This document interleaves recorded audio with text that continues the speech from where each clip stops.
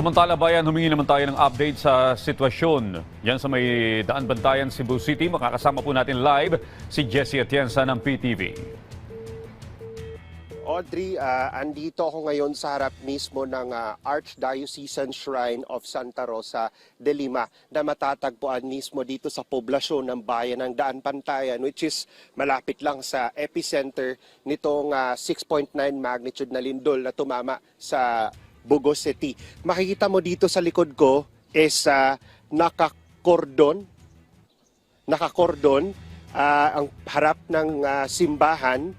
Papakita lang natin, no? Makikita nyo dyan yung mga debris. In fact, may yellow cordon dito. Ibig sabihin, ipinagbabawal yung paglapit ng ating mga kababayan dito sa mismong istruktura dahil for security reasons. Dahil maya't maya pa rin yung mga aftershocks na nararamdaman dito sa area na ito. Sa ating nakita nga kanina, may nagsagawa nga ng misa dito sa isang kapilya sa katabi lamang mismo ng simbahan. Ito yung centuries old church ng bayan dito sa Daan Bantayan.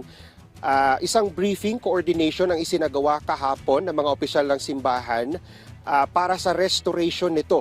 May pinapatupad sila ngayon na 3-day mourning period.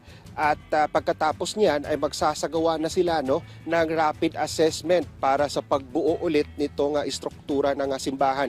Hiling lamang ng mga opisyal ng simbahan sa kanilang mga kababayan na sa gitna nitong malaking pagsubok na kinakaharap nila sa ngayon ay sana sumunod ang mga kababayan nila dito sa mga lokal na mga batas, lalo't ipinagbabawal ang pagpasok sa restricted zone at ipinagbabawal din ang paghawak o pagkuha ng alinmang mga debris ng coral stone. Kasi lahat ng iyan na nagkalat dito ng mga debris ay gagamitin para sa restoration ng original na fasad ng simbahan.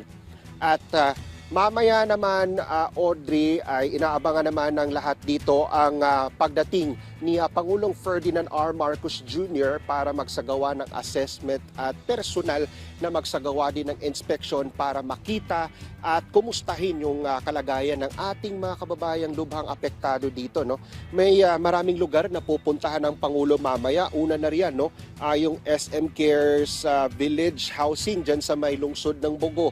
Pupuntahan din ni Pangulong Ferdinand R. Marcos Jr. yung Archdiocese of San Vicente Ferrer Parish. Susunod naman yan yung Cebu Capital Hospital o yung Provincial Hospital. Susunod naman dyan ay yung Bugos City Hall kung saan nagkaroon din ito ng sira. At saka magsasagawa din ng situation briefing mamaya si Pangulong Ferdinand R. Marcos Jr. doon sa City Hall grounds. At sa ngayon ay yun nga, mamaya ay tatakbo na rin tayo doon sa piling area kung saan pupunta si Pangulong Ferdinand R. Marcos Jr. para matiyak na tayo makapasok doon sa area.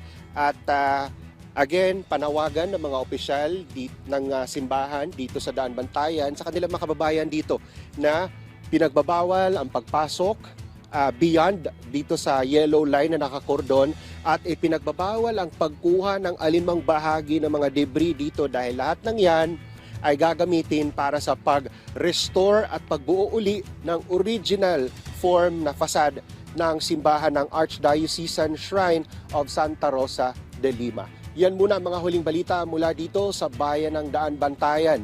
Audrey. Ingat kayo dyan. Daghang salamat, Jessie Atienza.